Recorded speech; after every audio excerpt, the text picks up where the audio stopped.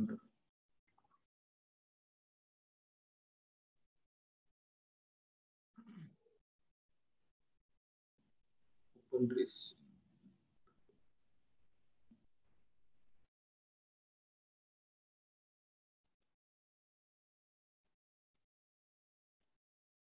so yesterday we did this one, right? Like we went with assertions and also we went with the conditional formatting and all.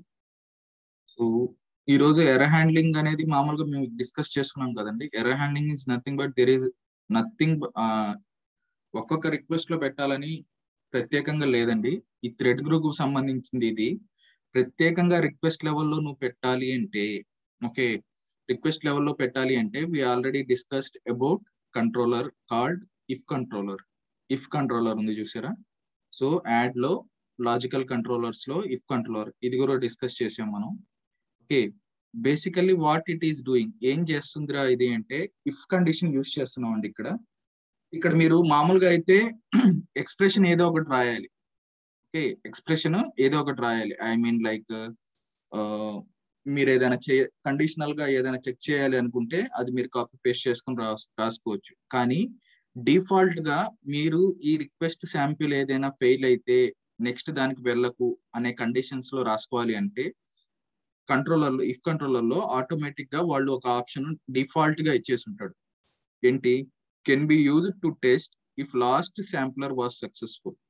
ఈ particular దాన్ని ఇక్కడ copy paste చేసుకోవచ్చు. ఓకేనా?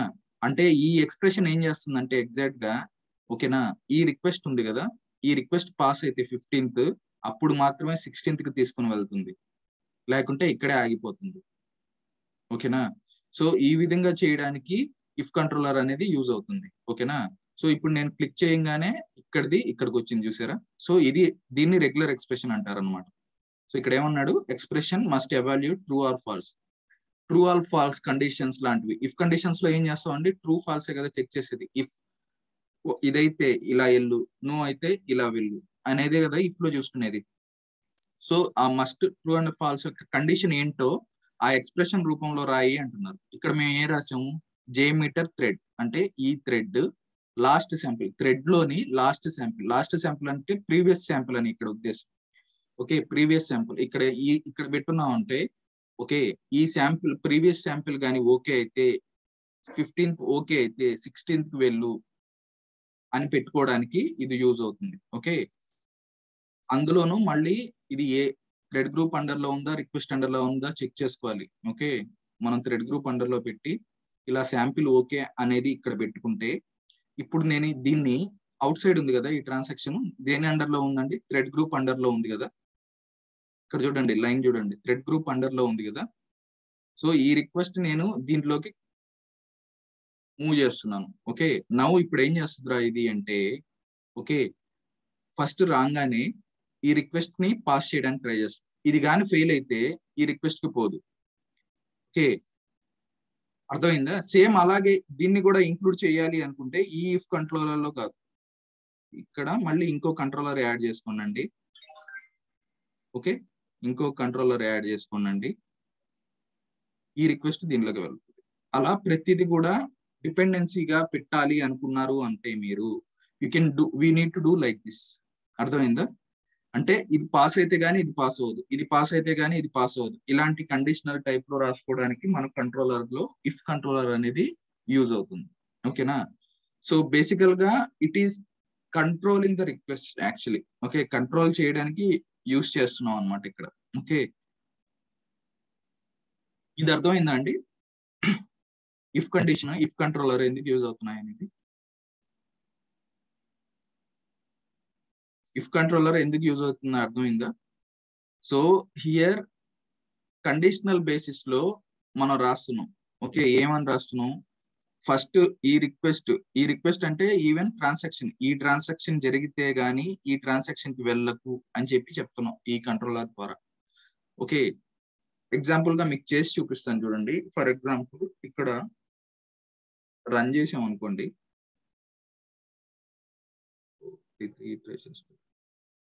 3 పెట్టున్నాం అండి, ఎక్కువ.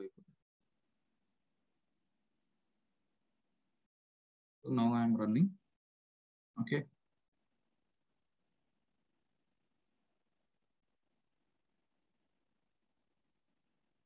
రాలేదు.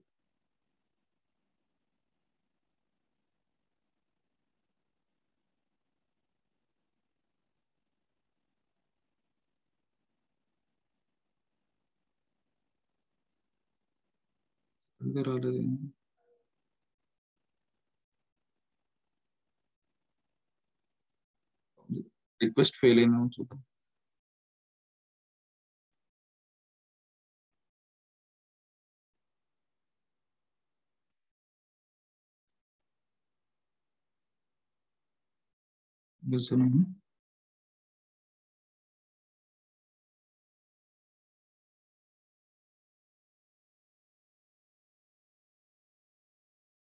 Okay, ఇక్కడ ఎవాల్యూట్ పెట్టలేదండి. ఇక్కడ ఈ రిక్వెస్ట్ ఈ ఇఫ్ కి పెట్టున్నాను, ఈ ఇఫ్ కి పెట్టలేదు. ఆ ఇఫ్ కండిషన్ రీడ్ చేసుకోవాలి. Now I'm doing. Okay, so I'm running now. ఇప్పుడు సెకండ్ పేజ్ వచ్చింది. ఓకే, నౌ ఇప్పుడు నేనేం చేస్తున్నాను, ఈ రిక్వెస్ట్ పాస్ అయిందా పాస్ అవ్వలేదా అండి? పాస్ అయింది. Okay, so I'm going to this page. It is getting logged in and saying welcome to the web tours reservation page అని లాగిన్ అయింది. ఓకే, సో క్లియరా? సో ఇప్పుడు నేనేం చేస్తానంటే మాన్యువల్ గా వెళ్ళి ఈ రిక్వెస్ట్ ఉంది కదా, ఈ ట్రాన్సాక్షన్ లో ఏదో ఒక దాన్ని కావాలని ఫెయిల్ చేయిస్తాను. ఓకే, కావాలని ఫెయిల్ చేసినప్పుడు రన్ అవ్వగానే ఫస్ట్ ఇది రన్ అయింది. ఇది ఫెయిల్ అయిందని దాని డిపెండెన్సీ రిక్వెస్ట్ మాత్రమే రన్ చేయలేదు, దాని తర్వాత వాటిని రన్ చేసుకుంటూ వెళ్ళింది. చూడండి, అర్థమైంది? సెకండ్ రిక్వెస్ట్ మాత్రం రన్ చేయలేదు. ఈవెన్ మనం ఇక్కడ పెట్టినా ఇది ఫెయిల్ అయింది కాబట్టి ఇది రన్ చేయకుండా దీనికి వెళ్ళిపోయింది. ఇది కూడా రన్ అవ్వకూడదు అంటే కండిషనల్ రాసుకోవాలి, డిపెండెన్సీ దీని మీద పెట్టి ఉండాలి, అంటే ఈ రిక్వెస్ట్ ఫెయిల్ అయి ఉండాలి. ఓకే, అలా బేసికల్ గా అన్ని రిక్వెస్ట్ ఫెయిల్ చేయకుండా బేసికల్ గా మనం ఏం చేస్తామంటే ఏదైతే లాగిన్ పేజ్ దగ్గర ఫెయిల్ అయి ఉంటుందో, ఓకేనా, మెయిన్ గా ఎక్కువగా కంట్రోలర్ ప్రతి రిక్వెస్ట్ కి పెట్టుకోకుండా ఏ దగ్గర ఫెయిల్ అవుతుందో, అంటే మెయిన్ యాక్షన్ ఎక్కడండి, లాగిన్ అయితేనే కదా మనం మల్టిపుల్ యాక్షన్స్ చేసుకోగలం. సో అలాంటి ప్లేస్ లో ఇఫ్ కంట్రోలర్ ఆ రిక్వెస్ట్ ని మల్టిపుల్ ప్లేసెస్ లో పెట్టుకొని అది ఫెయిల్ అయితే మిగతా చోట ఎక్కడ కూడా ఫెయిల్ అవ్వకుండా చేయండి అని చెప్పి, నెక్స్ట్ కూడా వెళ్లకుండా చేయండి అని చెప్పి పెట్టుకోవాలన్నమాట, ప్రతి దగ్గర కంట్రోలర్ పెట్టుకోకుండా. ఓకేనా? సో దానికి ఏం చేయాలి, just you can remove it. ఇప్పుడు రిమూవ్ చేసేటప్పుడు గమనించుకోండి అండి, ఇది దీని కింద ఉన్నప్పుడు రిమూవ్ చేస్తే ఇవి కూడా వెళ్ళిపోతాయి. ఓకేనా? సో దాన్ని ఏం చేయాలి అంటే ఫస్ట్ రిక్వెస్ట్ ని అవుట్ లో చేసుకోవాలి, బయటకు పెట్టుకోవాలి, థ్రెడ్ అండర్ లో పెట్టుకొని అప్పుడు ఇవి డిలీట్ చేయాలి. ఓకేనా? క్లియరా? లేకుంటే అది కూడా డిలీట్ అవుతుందండి. ఓకే, ఈ కంట్రోలర్ లో ఇప్పుడు పైన కింద ఉన్నా కూడా ఇక్కడ డ్రాగ్ చేసుకోవచ్చు. That is the plus point here in JMeter actually. Okay, okay, power పోయిందండి.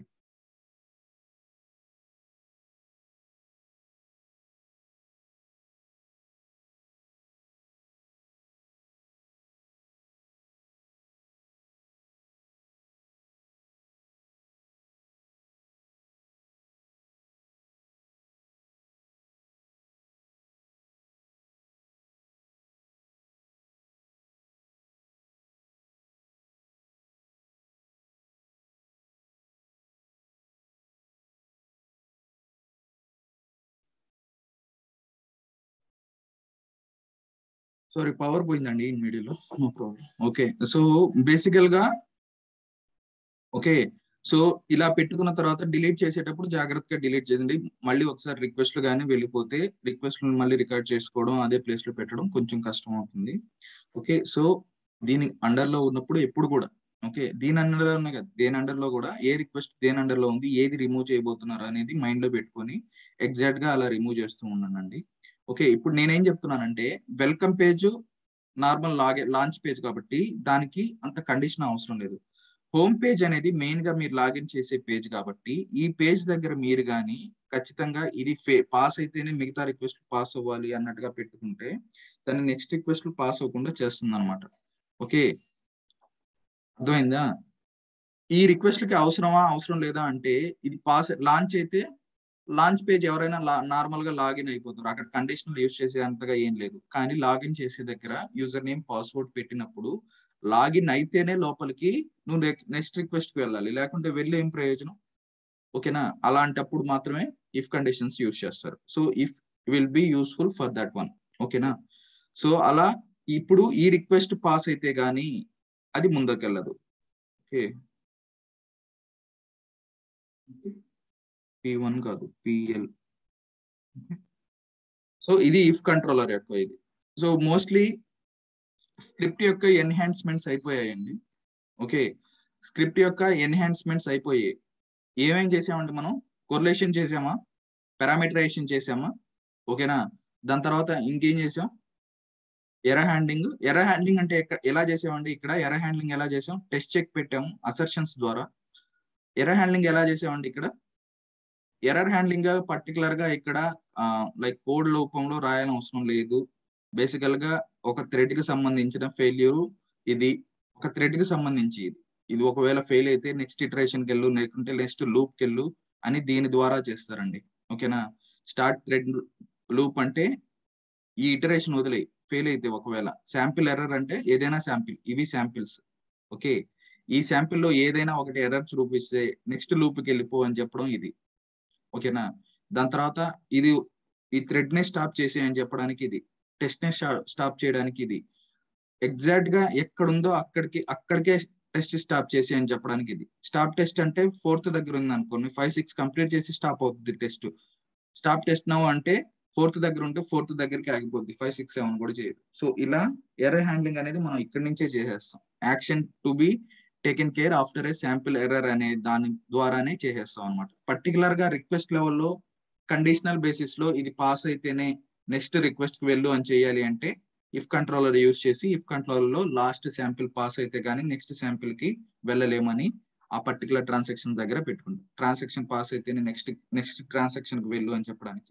ఓకే, ఇది ట్రాన్సాక్షన్ లెవెల్లో, థ్రెడ్ గ్రూప్ లెవెల్లో పెట్టుకోవడానికి ఇక్కడ చేస్తాం. ఇక్కడ ఒక్కొక్క దానికి విడివిడిగా ఉంటాయి అన్నమాట. ఓకేనా? Is it clear? క్లమ్జీగా ఏముండదు, ఇక్కడ మల్టిపుల్ ఆప్షన్స్ ఉంటాయి, అక్కడ అన్ని కలిపి ఒకే ఆప్షన్ లో ఉంటది. ఎల్ఆర్ ఎగ్జిట్ ఫంక్షన్ లో ఎగ్జిట్ మెయిన్ ఇటరేషన్ రాయొచ్చు, నువ్వు అక్కడ ఎగ్జిట్ మెయిన్ యాక్షన్ కూడా రాయొచ్చు ఇక్కడ. అవునా? ఎల్ఆర్ ఎగ్జిట్ మెయిన్ ఇటరేషన్ రాస్తారు, ఎల్ఆర్ ఎగ్జిట్ మెయిన్ యాక్షన్ రాస్తారు. అక్కడ యాక్షనే ఇక్కడ థ్రెడ్ గ్రూప్, అక్కడ యాక్షనే ఇక్కడ థ్రెడ్ గ్రూప్. ఓకేనా? అక్కడ ఇటరేషనే ఈ పర్టికులర్ రిక్వెస్ట్ యొక్క ఇటరేషన్. ఇక్కడ ఫెయిల్ అయితే నెక్స్ట్ దానికి వెళ్ళకు అని రాయడానికి ఇఫ్ కంట్రోలర్ యూస్ చేస్తున్నారు. ఓకేనా? ఇది క్లియర్ ఇప్పుడు కంపారిజన్ చేసినప్పుడు. సో ఇక్కడ జేమీటర్ లో మనకు మల్టిపుల్ ఆప్షన్స్ ఉంటాయి అన్నమాట. ఓకే, ఒక్కొక్క దాన్ని చేయడానికి. Okay, so the enhancements was done. Okay, execution చేసేటప్పుడు ఏం చేయాలంటే మనకు ఇక్కడ ఎగ్జిక్యూషన్స్ ఇంకా వేరే ఉన్నాయి చిన్న చిన్నవి, అవి చెప్తాను ఈ రోజు. ఓకే, యూజర్ డిఫైన్డ్ వేరియబుల్స్ గురించి డిస్కస్ చేసుకున్నాం అండి. యూజర్ డిఫైన్డ్ వేరియబుల్స్ మనం డిస్కస్ చేసుకున్నాం కదా మనం లిటిల్ బిట్. బేసికల్ గా మెయిన్ గా మనకు యూజర్ డిఫైన్డ్ వేరియబుల్స్ ఎక్కడ వస్తాయిరా అంటే యాక్చువల్ గా, ఓకే, సో మీరు ఏదైనా వాల్యూని ఇప్పుడు ఒక వాల్యూ పెట్టారు, నెక్స్ట్ టైం ఆ వాల్యూని మార్చాలనుకుంటున్నారు, నెక్స్ట్ టైం మాత్రమే, ఇటరేషన్ టు ఇటరేషన్ మార్చాలి అనుకోవట్లేదు, నెక్స్ట్ టైం మాత్రమే. మీరు అలాంటివి ఏ వాల్యూస్ అయినా సరే, ఈవెన్ సర్వర్ నేమ్ అయినా సరే, ఐపీ అడ్రస్లు అయినా సరే, ఏదైనా సరే, ఇప్పుడు ఈ సిచ్యువేషన్ లో నేను ఇది యూజ్ చేస్తున్నాను, నెక్స్ట్ టైం వచ్చేటప్పటికి అంటే నెక్స్ట్ ఇటరేషన్ అని కాదు, నెక్స్ట్ టైం ఐపీ అడ్రస్ మారుతుంది. అలాంటి సిచ్యువేషన్ లేకుంటే ఇక్కడ నేనేం చెప్తానంటే ఫస్ట్ టైం నువ్వు రికార్డ్ చేసేటప్పుడు ఇది డెవ్ తో ఎన్వైరన్మెంట్ లో ఉంది, .dev అని ఉంది. ఓకే, కానీ ఎగ్జిక్యూషన్ చేయాల్సింది నీ పెర్ఫార్మెన్స్ ఎన్వైరన్మెంట్ లో. అది పర్ఫార్మెన్స్ ఎన్వైరన్మెంట్ రెడీ కాలేదని నువ్వు డెవ్ ఎన్వైరన్మెంట్ లో స్క్రిప్ట్ రికార్డ్ చేసేసుకున్నావు. ఇప్పుడు స్క్రిప్ట్ అయితే రన్ అవుతుంది, డెవ్ ఎన్వైరన్మెంట్ లో స్క్రిప్ట్ పక్కాగా ఉంది, సేమ్ కోడ్ ని తీసుకుని వెళ్ళి పర్ఫార్మెన్స్ ఎన్వైరన్మెంట్ లో పెట్టారు, ఎగ్జిక్యూషన్ అక్కడ చేయాలి. డెవ్ ఎన్వైరన్మెంట్ యూఆర్ఎల్ తో రన్ చేస్తే రన్ అవుతుందా అండి? అది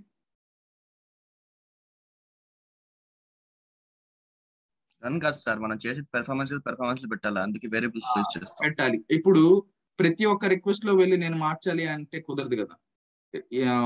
అలా రిక్వెస్ట్ డిఫాల్ట్స్ లో కూడా చేసేయచ్చు కదా. బేసికల్ గా ఈ రిక్వెస్ట్ డిఫాల్ట్స్ లో కూడా చేసేయచ్చు.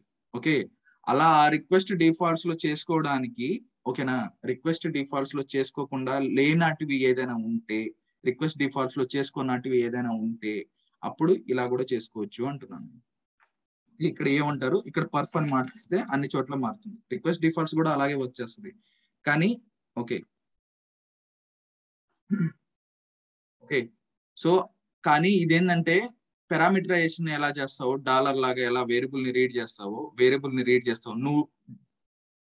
నువ్వు ప్రత్యేకంగా ఒక వేరియబుల్ ని డిక్లేర్ చేస్తే యూజర్ డిఫైన్డ్ వేరియబుల్స్ లో పెట్టుకుంటావు.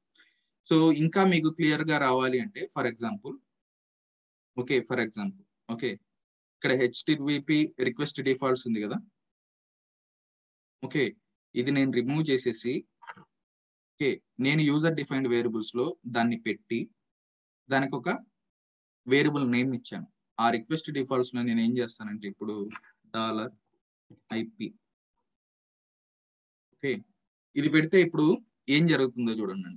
ఈ వేరియబుల్లో నుంచి ఈ యూజర్ డిఫైన్డ్ వేరియబుల్లో నుంచి వాల్యూ తీసుకొని వచ్చి రిక్వెస్ట్ డిఫాల్ట్స్ లోకి పెడుతుంది. ఓకేనా, అప్పుడు దీని ద్వారా హెచ్టిటిపి రిక్వెస్ట్ డిఫాల్ట్స్ ద్వారా ఎన్ని చోట్ల నువ్వు పెట్టొచ్చు. ఇలాగే పెట్టాలని ఏం లేదండి, రిక్వెస్ట్ డిఫాల్ట్స్ లో డైరెక్ట్ గా వాల్యూ కూడా పెట్టొచ్చు. నేను ఈ యూజర్ డిఫైన్డ్ వేరియబుల్స్ ఎలా వర్క్ చేస్తుందని చూపించడానికి ఇలా పెట్టాను. ఓకే ఇప్పుడు ఏం జరుగుతుంది, వేరియబుల్ ఎక్కడ డిక్లేర్ చేసావండి, సర్వర్ నేమ్ యొక్క వేరియబుల్ ఎక్కడ డిక్లేర్ చేసావు, యూజర్ డిఫైన్డ్ వేరియబుల్స్ లో డిక్లేర్ చేసావు. దాన్ని తీసుకుని వచ్చి ఇక్కడ వేరియబుల్ రీడ్ చేసుకుంటున్నాం. ఇక్కడ రిక్వెస్ట్ డిఫాల్ట్స్ లో ఇస్తే అన్ని రిక్వెస్ట్ లో ఇచ్చినా ఇవ్వకపోయినా అది రీడ్ చేసుకుంటుంది. ఇది ఇక్కడ అంతే కదా, రిక్వెస్ట్ లో యాడా కూడా మనకు ఇవ్వనవసరం లేదు. ఈ రిక్వెస్ట్ లో కూడా చూడండి ఇక్కడ లేదు కదా. ఇప్పుడు చూడు రన్ అవుదా అండి. ఇది ఇక్కడ ఎక్కడ సర్వర్ నేమ్లు ఇవ్వటం లేదు. రిక్వెస్ట్ డిఫాల్ట్స్ లో వేరియబుల్ నేమ్ తో రీడ్ చేసుకున్నాను. వాల్యూ ఇవ్వలేదు నేను, ఈ వాల్యూ ఇవ్వలేదు నేను, ఇక్కడ వేరియబుల్ గా క్రియేట్ చేసుకుని అక్కడ పెట్టాను. నా ఇప్పుడు రన్ చేస్తే ఎలా రన్ అవుతుందో చూడండి. ఇప్పుడు ఎలా రన్ అయిందో ముందు చూసుకుందాం. ఇక్కడ చూడండి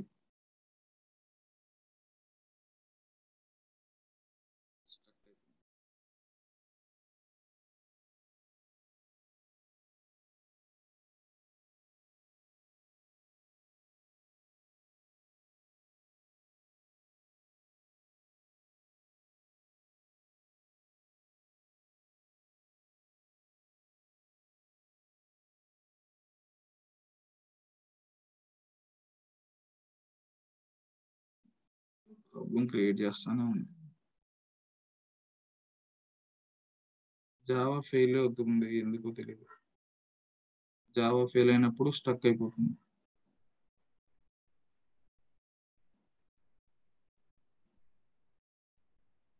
ఓకే అండి ఒక్క నిమిషం, ఇది జావా మళ్ళీ ఫెయిల్ అయింది, నేను రీస్టార్ట్ చేస్తాను దాన్ని.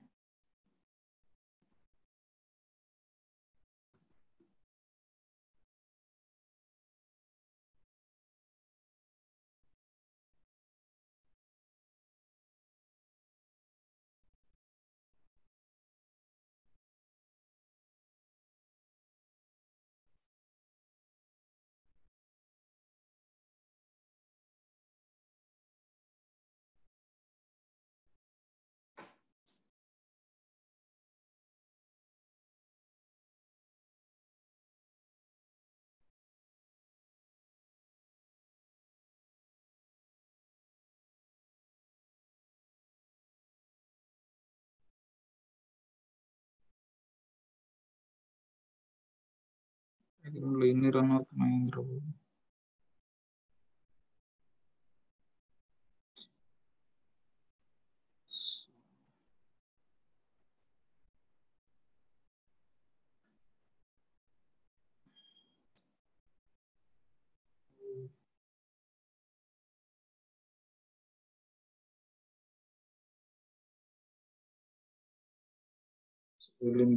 I can close this, open once again. So ఈ ఎన్వైరన్మెంట్ వేరియబుల్స్ సెట్ చేసుకున్నారండి ఎవరైనా జేమీటర్ కి? యా సార్, సెట్ చేశాను సార్. Okay fine.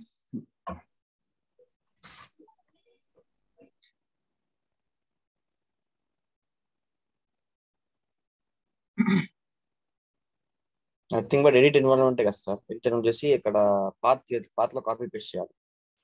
ఎస్ అంతే.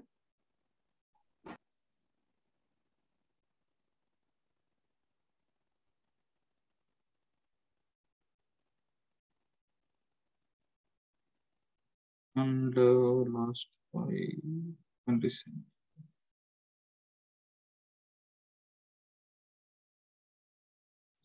Variables IP ఇవ్వడం అవసరం ఇక్కడ. Just need to give dollar. Okay. So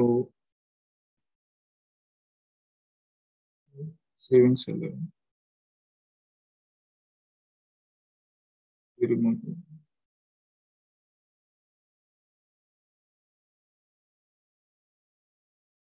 and ఇక్కడ కదా డిస్కస్ చేసుకుంది. ఐపీని వేరియబుల్ లాగా డిక్లేర్ చేసిన ఆ ఐపీని ఇక్కడ రీచ్ చేసుకుంటున్నాం. ఇప్పుడు ప్రతిసారి లోపలికి వెళ్ళి రిక్వెస్ట్ కూడా మార్చిన అవసరం లేదు. ఇది రిక్వెస్ట్ డిఫాల్ట్స్ వల్ల మార్చిన అవసరం లేదు ఇది. కానీ ఈ రిక్వెస్ట్ డిఫాల్ట్స్ కూడా వేరియబుల్ ను ఇక్కడ డిక్లేర్ చేస్తున్నాం. ఓకేనా, ఇప్పుడు రన్ చేద్దాం.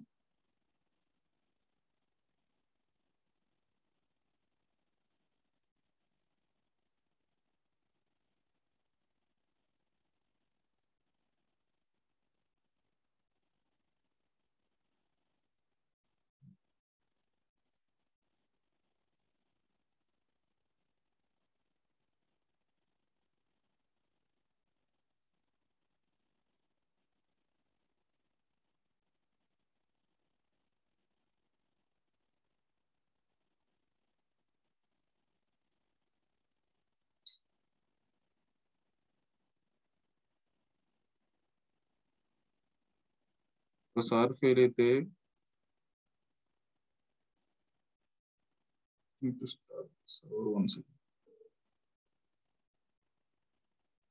బేసికల్ గా లోకల్లో జేమీటర్ రన్ అవుతూ ఉంటుంది, లోకల్లో వెబ్ సర్వర్ రన్ అవుతూ ఉంటుంది.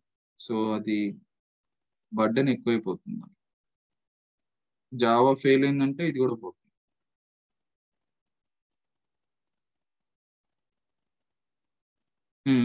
ఇప్పుడు గమనించండి అండి, ఇప్పుడు నా స్క్రిప్ట్ పాస్ అవుతుందా ఫెయిల్ అవుతుందా? ఫెయిల్ అవుతుంది సార్.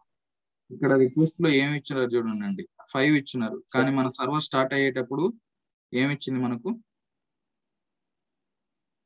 ఇలా ఇచ్చింది. So you need to replace the value. Now నేను ఏం చేస్తున్నాను, ఫస్ట్ రన్ చేసి చెక్ చేద్దాం, దాని తర్వాత will do this one. Okay, see now I am running it.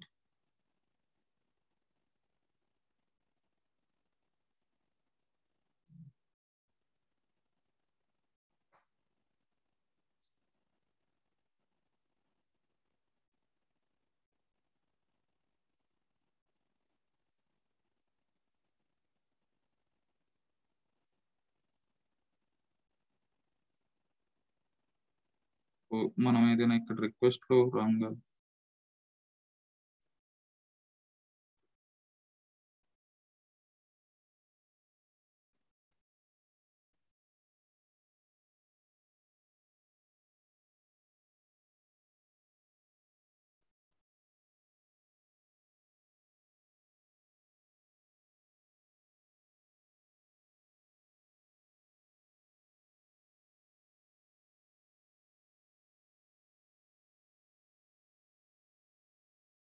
Okay రావట్లేదు.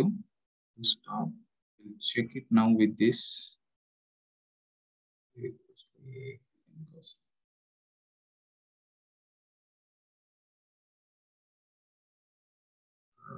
ఈ ఐపీ అడ్రస్ మార్చేద్దాం ఇక్కడ.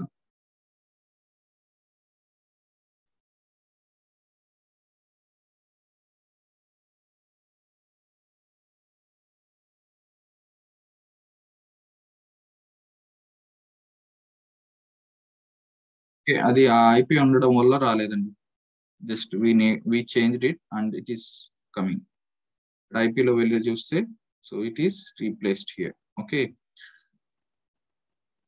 ఓకే క్లియరా, అర్థమైందండి? So from here you are reading here ఈ వేరియబుల్ ద్వారా, దాని తర్వాత you are coming here. Okay, even ఈ వేరియబుల్ మీరు ఇక్కడ కాకుండా ఈవెన్ ఇన్సైడ్ ద రిక్వెస్ట్ కూడా మీరు పెట్టినా కూడా ఇట్ విల్ టేక్ ఇట్. ఇక్కడ పెట్టారు కదా, now will run and see.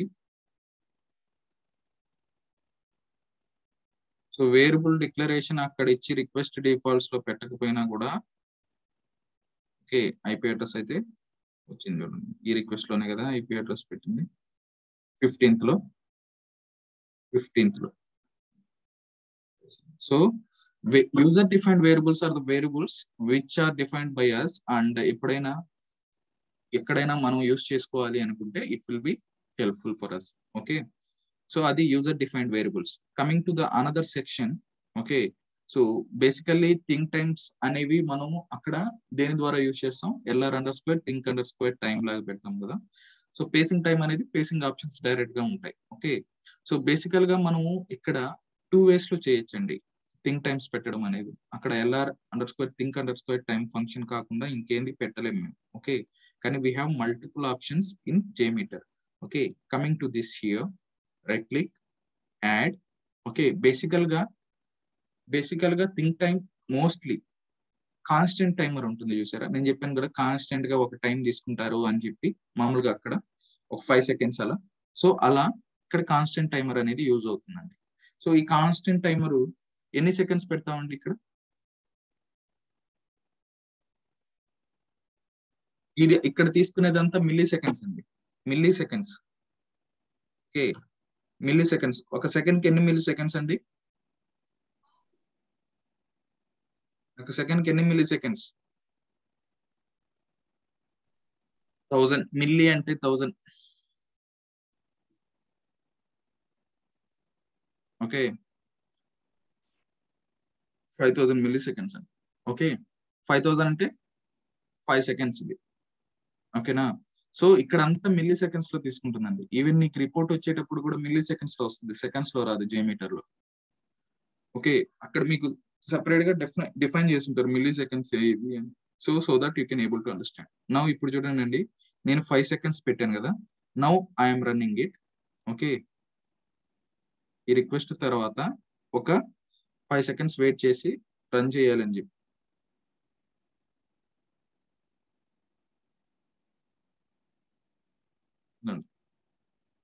First ఇది మాత్రం 5 seconds వెయిట్ చేసి రన్ అయింది. ఓకే, సో మీరు రిక్వెస్ట్ తర్వాత 5 seconds వెయిట్ చేయాలంటే ఏ రిక్వెస్ట్ అండర్ లో పెడతారో ఆ రిక్వెస్ట్ కి ముందు తీసుకున్న తర్వాత వెళ్తుంది. అర్థమైందా? ఇంకోసారి చూడండి, వెయిట్ ఎక్కడ చేస్తుంది ఇది? 5 seconds అనేది ఎక్కడ వెయిట్ చేస్తుంది? ఏ రిక్వెస్ట్ అండర్ లో నువ్వు పెట్టావో ఆ రిక్వెస్ట్ రన్ అవ్వడానికి ఇది వెయిట్ చేస్తుంది. అవునా? మనకు కావాల్సింది అలాగేనా? నో సార్, అది కాదు. బేసికల్ గా ఈ రిక్వెస్ట్ రన్ అయిన తర్వాత నువ్వు వెయిట్ చేయని చెప్తున్నావు. అదే కదా మనం చెప్పాల్సింది, అంతేనా?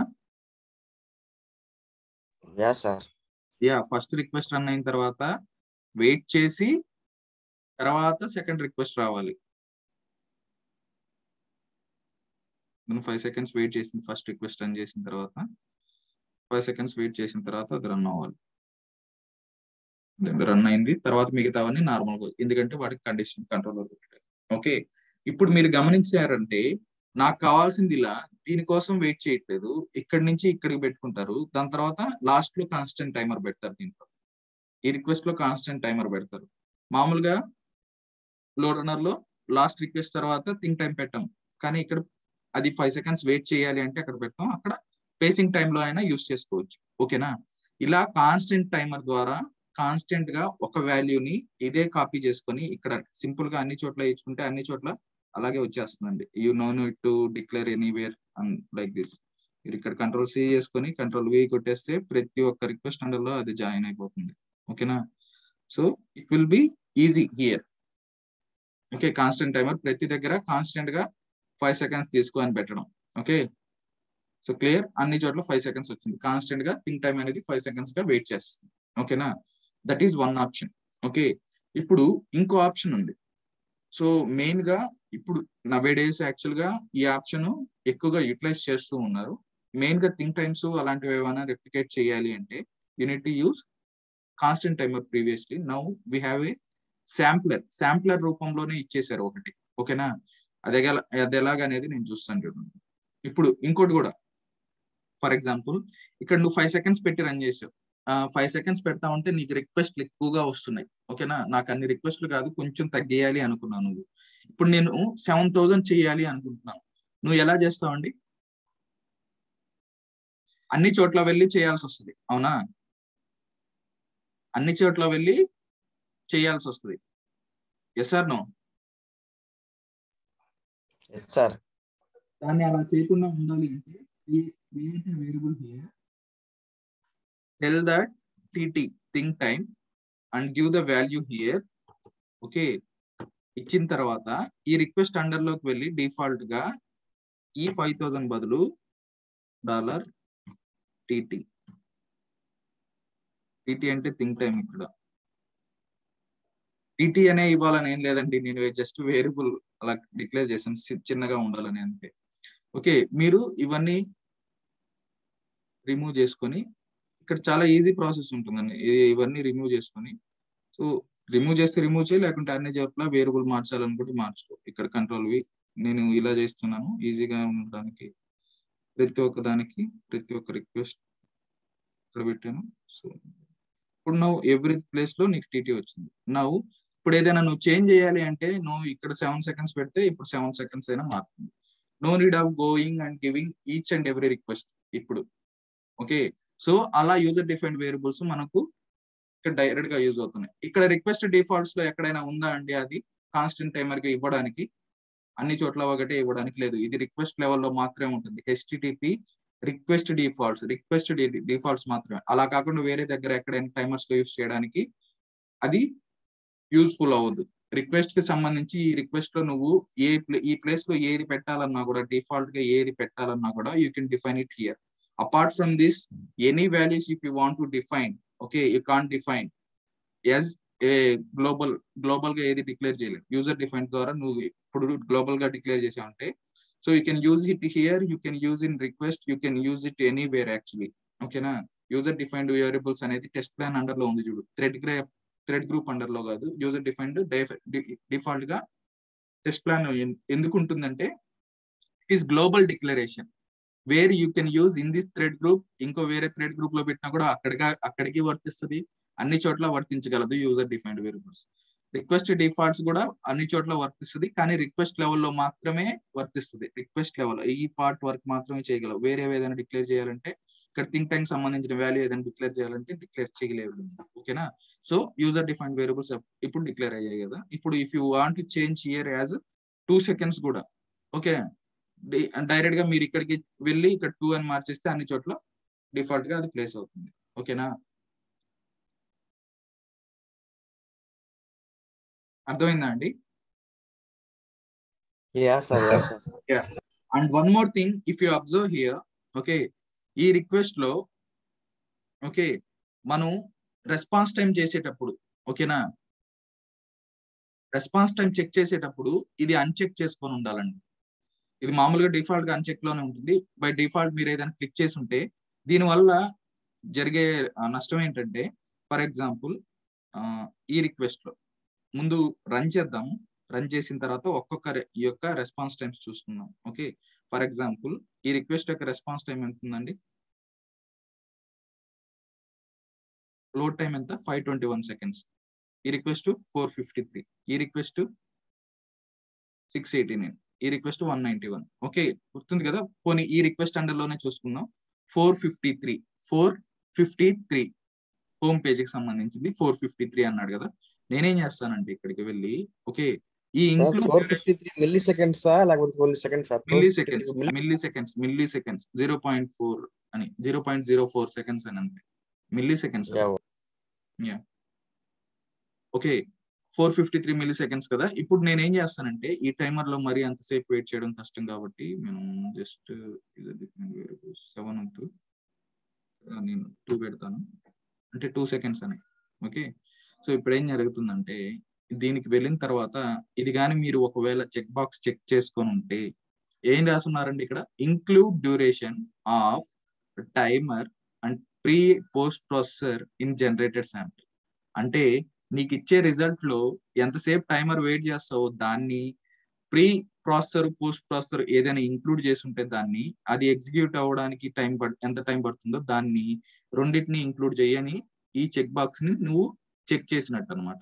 ఓకే, సెలెక్ట్ చేసుకున్నట్టు. ఇది చేయకపోతే అది ఇంక్లూడ్ చేయదు, ఇది క్లిక్ చేస్తే ఇంక్లూడ్ చేస్తుంది. ఇప్పుడు ఇంక్లూడ్ చేయడం వల్ల మీ రెస్పాన్స్ టైంలో డిఫరెన్స్ ఎంత వస్తుందో చూడండి.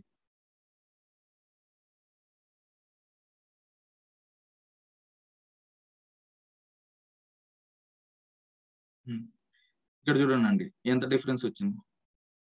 ఇందాక 413 ఉంది హోమ్ పేజ్.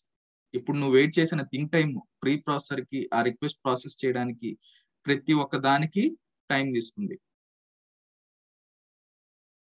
ఎందుకు ఇక్కడ 6 తీసుకుందో చెప్పండి అండి. ఈ 6 ఎందుకు తీసుకుందండి?